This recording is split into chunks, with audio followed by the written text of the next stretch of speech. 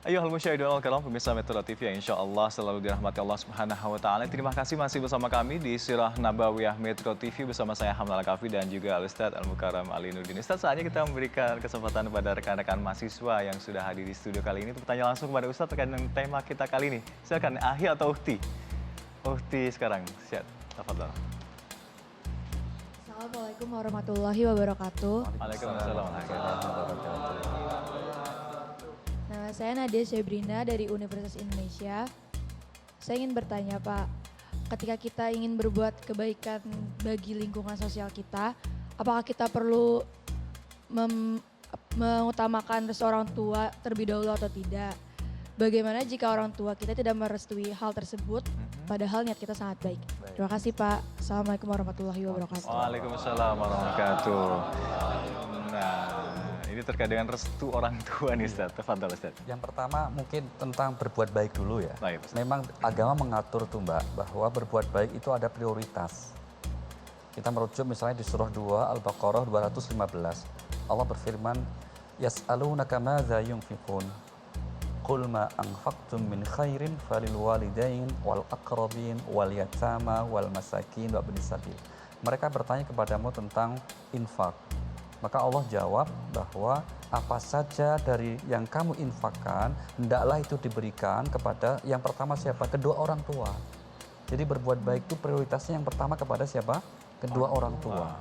Jadi keliru kalau seseorang misalnya tidak menafkahi anggota keluarganya, tidak menafkahi tidak memberi orang tuanya kebaikan, sementara dia sibuk misalnya kepada pihak lain yang nggak dikenal. Misalnya gitu. Yang kedua siapa? Kerabat. Baru kepada anak yatim, fakir miskin. Ada prioritas. Yang pertama siapa? Kedua orang tua. Itu. Tentu setelah keluarga inti ya, istri atau suami. Nah, istri atau anak maksud saya. Setelah kemudian itu kita tunaikan, kemudian kalau kita ingin berbuat baik kepada pihak lain misalnya gitu, maka kalau posisi kita sebagai anak yang belum berkeluarga, meminta restu kepada orang tua, tentu saja kalau sekiranya itu butuh meminta restu, ya sebaiknya dilakukan. Tapi kalau kita meyakini bahwa orang tua kita pasti setujulah ini, makanya tidak perlu. Kan kita sudah mengetahui ya hubungan orang tua dan anak itu kan spesial. Iya. Suami dan istri spesial juga. Tapi belum tahu kan, belum tahu kan, belum tahu kan, belum bisa bayangkan kan itu. Tapi itu spesial juga gitu. Sehingga kemudian tidak perlu, kalau memang itu kita yakini orang tua pasti mengizinkan. Tapi kalau misalnya kita pergi jauh, ya kan, kita ingin ikut dari relawan ke tempat-tempat yang tertimpa bencana misalnya, maka alangkah baiknya kita minta restu kepada kedua orang tua. Dengan apa? Niatnya yang baik dan caranya yang baik. Jangan lupa itu Pak. Jadi nggak cukup niat baik, tapi juga dengan cara yang baik untuk menyampaikannya, kira-kira begitu. Kira-kira begitu. Singkat saja di penghujung kita kali ini, seberapa pentingkah restu dari orang tua ini Ustaz?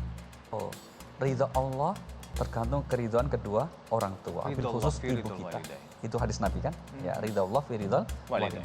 Maka dalam setiap aktivitas baik kita sebagai seorang anak, alangkah bijaksana dan alangkah baiknya kalau kita senantiasa meminta restu kepada kedua orang tua kita. Bukan sekedar agar niat baik kita itu kemudian diberkahi, tapi lebih dari itu meminta restu itu juga bagian dari ibadah. Bagian dari ibadah. Iya. Maka kemudian kita akan mendapatkan 2 poin penting, yaitu apa? Insya Allah yang kita rencanakan akan diberkahi, diridhai oleh Allah karena orang tua kita ridha, dan juga niat baik kita dengan mohon ridha itu dicatat sebagai amal ibadah kita sebagai anak, sehingga kita anak dianggap dinilai oleh Allah sebagai anak yang berbakti. Birrul walidain, Masya Allah. Dapat banyak sekali value-value di situ ya dari restu orang tua ini. Betul, maka wabil khusus ibu ya. Maka ketika Rasulullah ditanyakan kepada siapa kami harus berbakti, nomor 1 siapa? Yang kedua? Yang ketiga? Untung sahabat nanya lagi itu. Kalau nggak nanya lagi skornya 3-0. Bapak nggak kebagian. Ayah nggak ada. Iya, kebagian. Untung nanya lagi. Ya, setelah yang keempat siapa? Baru ayah. Baru bapakmu. Ini pentingnya kita berbakti atau minta restu kepada kedua orang tua. Sehingga kalau kita lihat Al-Quran itu memposisikan kita berbakti kepada orang tua itu pada level di mana setelah kita berbakti kepada Allah Subhanahu wa taala. Masya Allah. Surah 17 ayat 23 misalnya Allah berfirman, "Wa qadha rabbuka alla ta'budu illa iyyah wa bil walidaini ihsana." Demikian juga nanti kita di surah 4 ayat 36. Sama itu. Jadi setelah wala tusyriku bi syai'a wa bil walidaini ihsana.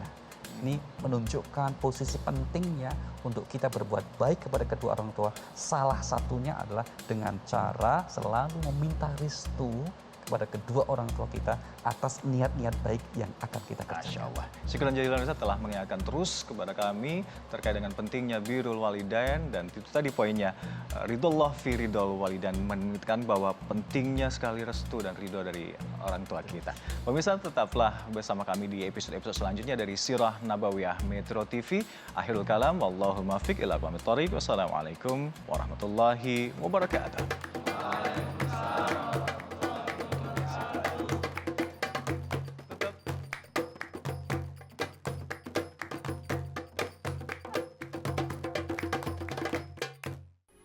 Metro TV, knowledge to elevate.